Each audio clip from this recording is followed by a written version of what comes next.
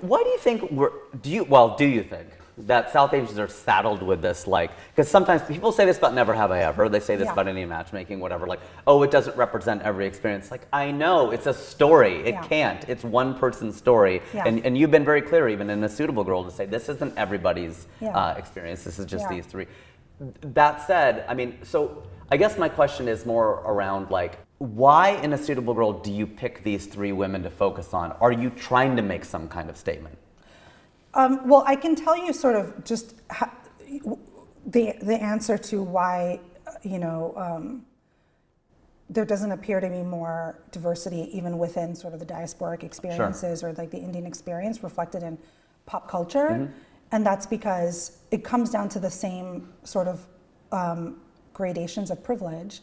Who's in the room, right? Like, I'm an upper middle class North Indian,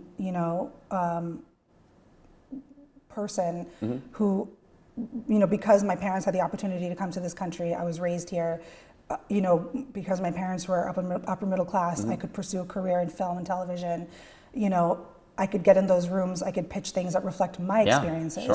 So when the majority of the people who get in the room are people like me, who've had, college education, who've had, who are upper caste, are, whatever, all of upper middle class, all of those things, what's comes out the other side is going to be a reflection of what we know. It equals out. Exactly.